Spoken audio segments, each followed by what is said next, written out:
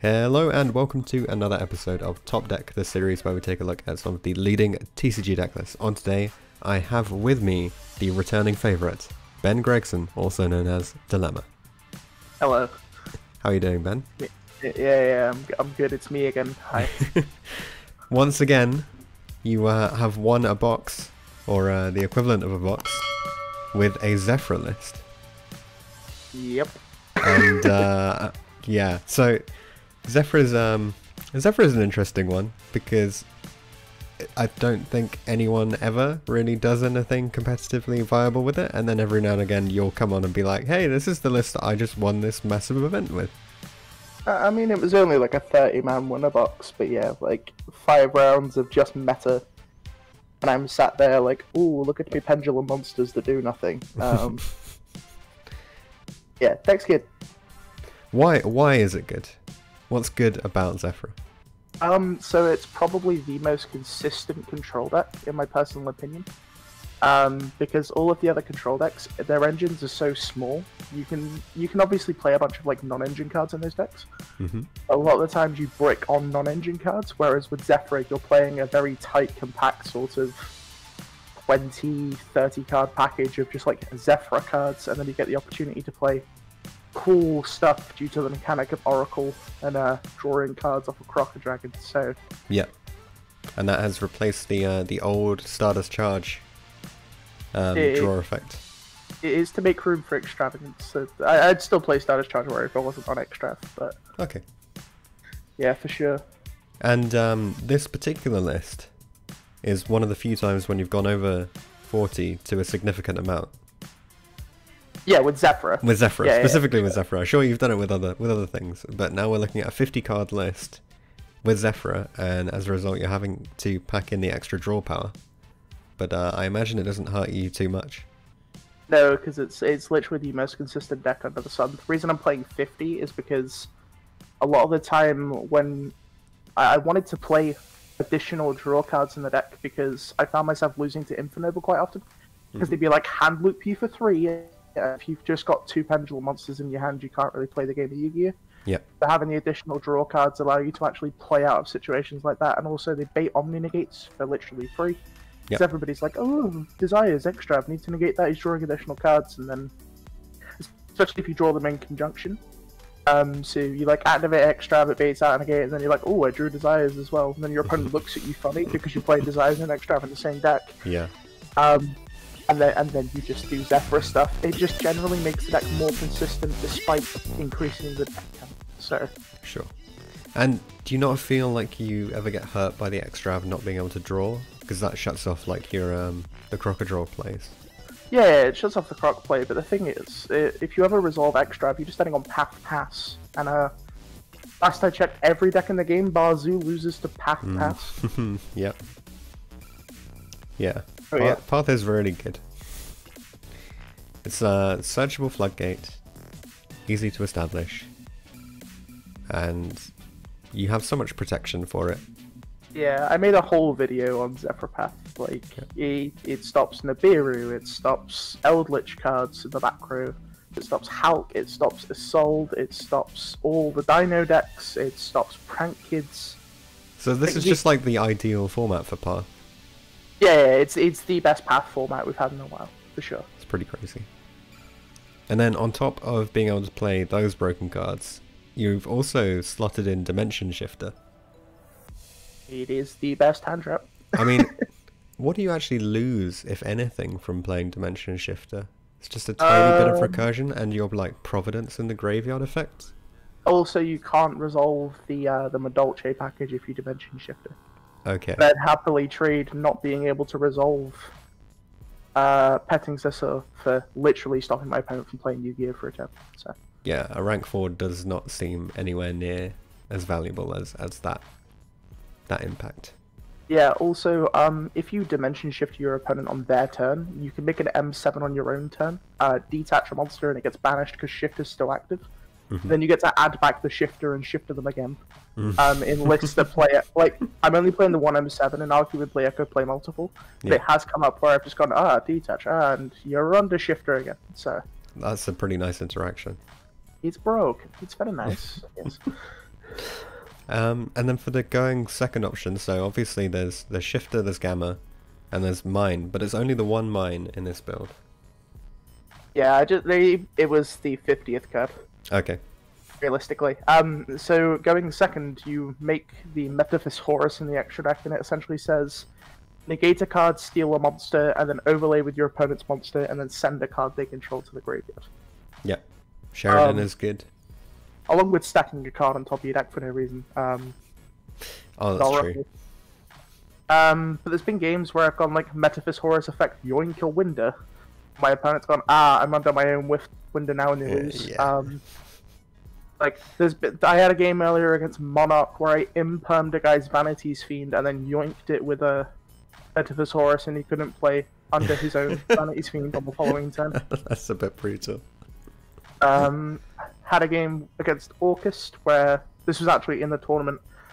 So my opponent was on Virtual World Orcust, which I believe was the weirdest deck there. Mm-hmm. I yoinked his Galatea. Yeah. And then I overlaid Sheridan with Horus and a level 6, made Sheridan detach, stole his ding, and then used his ding to send his Babel. That seems a bit brutal. Like the utility that these extra deck cards provide is pretty ridiculous. Yeah. Like as I've been saying on my own channel, Zefra is like the Swiss Army knife of control decks. It can do literally everything. It just takes a good deck builder and a good mind behind the strategy to be able to do what the deck's supposed to do. And it's an interesting thing that you can't really apply to any of the other controlling archetypes. Most of them are so locked into their own specific extra deck. And the great thing about like Zefra is very consistent access to tuners and to Xyz monsters. You can do whatever the hell you want. Yeah. You want to play Infernity, you stack an Archfiend on top of your deck with Oracle and you combo off. It's very much if you want to do something with a deck, this is the deck to do it with. So with VFD in the deck, the easy way to turbo into it is to make the Crocodile and stack the Gizmek, right? Yeah, stack the Gizmek Kaku, draw the Gizmek Kaku off of the Crocodragon. Usually this is under Zefra Path, so you can't be in a buried. And then you special summon the Gizmek Kaku and just slap them on top of each other and summon the most broken extra deck card in the game at the moment. So yeah, that's really cool. Relatively free. Right. So any other changes that you would make to the main deck? I don't know really. I think the main deck's completely fine. Shout out to Zefraxa, by the way. I don't know if you've highlighted the little blue dragon guy. This is one. Yeah, this is a bootleg chronograph sorcerer. It stopped me from dying twice in the tournament. So in my own deck list that I posted on my own profile, on my own YouTube channel, people were asking me why I was playing Zefraxa. So the reason is, if you do your full Zefra combo and you still have a search left, or you hard open Gizmek Kaku, you can stack Zefraxa on top of your deck and draw it as an additional layer of protection, so if your opponent does clear your board, you can just special summon it. Yeah. And also, if you Zefra War them, which is like the equivalent of like Icarus attack, it kills a Zefra you control, so it puts a free 2000 body on board during the battle phase, quite often, that your opponent doesn't expect, that it's just free OTK potential. Yeah, that's quite funny. Big. Yeah. Yeah. Like, it's just large. 2K is not bad. Every now and again, it's a 7 scale. It does come up once in a blue moon. Like, the thing is, all of the Zefra cards are scales at the end of the day, so it just makes the deck as consistent as it should be. Yeah. Yeah, exactly. Cool. Okay. Extra deck. You mentioned the existence of the extra means you have to play a lot of stuff at 2. Apart from what we got, Lambda and the M7 and Borosword. Yeah. Is there anything where you missed having another extra deck card? I missed having Nirvana High Paladin. Okay. Was the only card I missed. So Nirvana High Paladin, you can make it with a Synchro monster and any tuner, but if any pendulum summoned monster can be treated as a tuner for its Synchro summon. So it allows you to grind, essentially. So you make Metaphys Horus, and then you stick that in a level 4 into a Nirvana High Paladin. Okay. And In previous iterations, I've used it to just like stack it, like add desires back to my hand, or add back Zefra Divine Strike because I'm only playing one. It has some cute utility. Obviously, it didn't come up too much in the event, but that's pretty cool. The cards are good, right? Yep. Yeah, true. And I imagine, you know, there's not, apart from you mentioned the Starless Charge, I don't think there's probably much else that you can try to fit in here at the moment, given the extra. Yeah, sure. But it's fine. It did well. I can't complain. The deck is good. So. Okay. And anything that underperformed any extra? No. I never made Boral Sword because it kept getting banished of Extravagance. But other than that, no, everything performed the exact same way that it was meant to. Didn't need the Boral Sword anyway. Yeah, I didn't banish any 2-ofs throughout the event. I think I banished 2 Sheridan, but it was irrelevant because I just VFD comboed and he lost. So, yeah. That's cool. Side deck then. There's some very interesting stuff in here, which you've already shouted about a lot on your channel, I'm sure. A couple of little bits.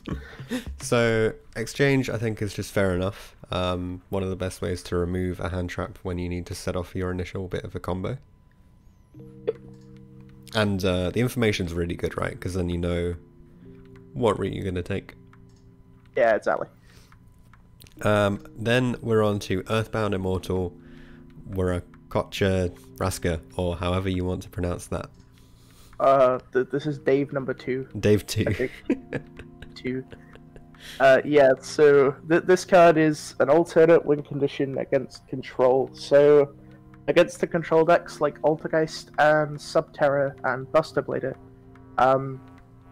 stopping your opponent from summoning from places where Zefra Path would usually stop them from summoning from, kind of irrelevant, and also VFD is a little bit irrelevant in those matchups. So I've decided to start siding this in. So essentially, it's a tribute 2 guys to summon it, and then shuffle up to 3 cards you control into your deck, being Oracle, Escale, and itself, and then just rip 3 cards out your opponent's hand. Yep. Back when I was playing Talents in the deck, and I was also playing Omega, I looped 1 card with Omega, 1 card with Talents, and then 3 cards with the Earthbound Immortal. My opponent's entire 5-card hand. Wow. Yeah, the Earthbound card's kind of cool. Like, you can play Majesty's Fiend, or I've seen people playing Flying Sea as an additional card to beat Zoo. That's quite funny. Which is something I might try. But, right now, the Earthbound Immortal that I paid £40 for an ultimate rare copy of is here.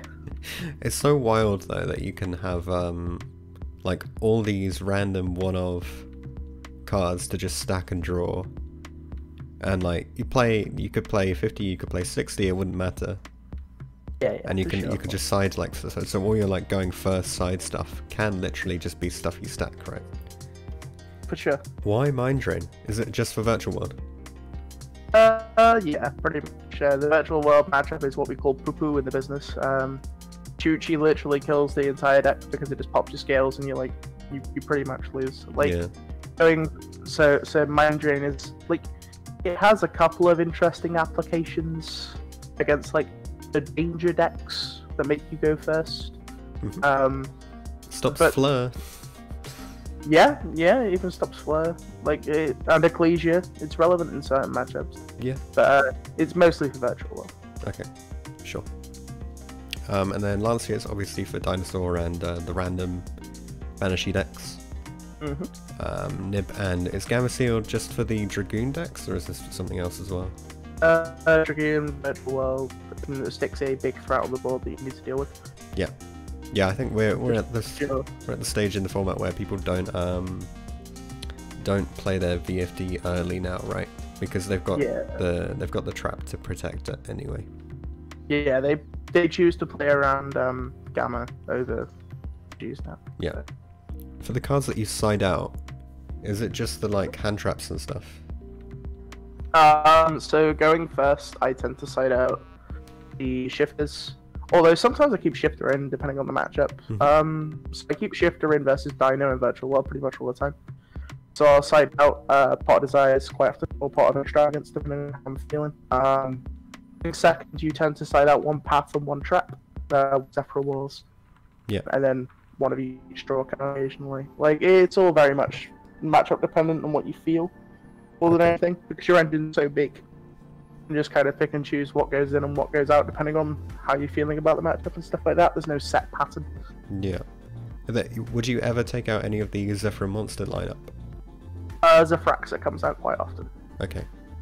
And the rest of the Zefras just stay there. Yeah.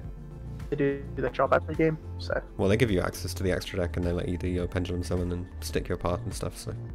Yeah. I sometimes set out the Dolce package against control as well. Okay. Because it's weak to like strike and stuff, so. Yeah, you don't really want to lose because you have a normal summon.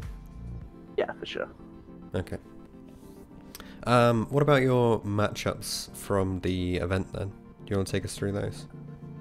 So the matchups were 2 Virtual World, 2 Dragon Link, and 1 Infernoble. One of the Virtual Worlds was on Virtual World Orcus, and I still don't understand what the hell he was doing. Yeah.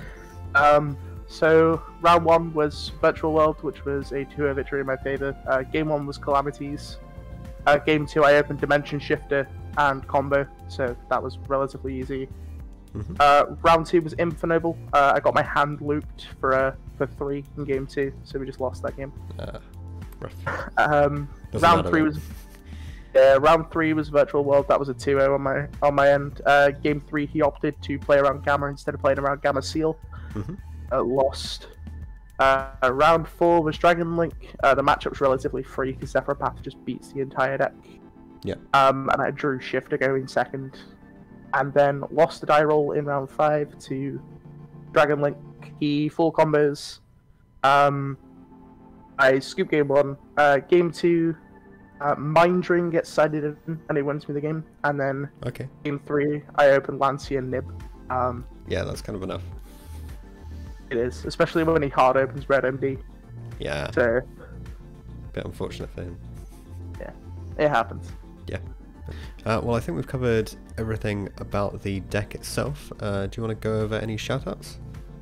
Shoutouts to the Hobby Vault as usual. Shout out to Tom Hards, who is my testing partner and one of my best friends in the YuGiOh community, period. Shoutouts to Team Syndicate as usual. And come check out my YouTube, I guess. It's pretty cool. Yep, remember guys, there is a link for the Dillema YouTube channel in the description. Check it out for a lot more Zefra combos and all kinds of you'll get all the sort of previews of what's going on in Ben's world. And also shout out to my girlfriend for convincing me to play this instead of playing Zoo again. Oh. Yeah, so she was like, stop playing garbage, just play a real deck. And I was like, this is a real deck. And sorry, I beat her in round 1. It's fine. Well, I guess she had to accept it then. Freest game of my life. Freest game of my life.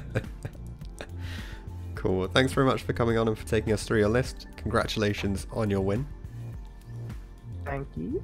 And remember guys, there is a link in the description for both the deck download if you want to take this and pilot it right away on Dueling Book, or if you want to check out Dillema channel and give them a sub. I'm almost at 400 by the way, so yeah, milestones and stuff. Yes. Is there a giveaway? Probably not, but I'll give away some knowledge in a Q&A video is what I'm giving away.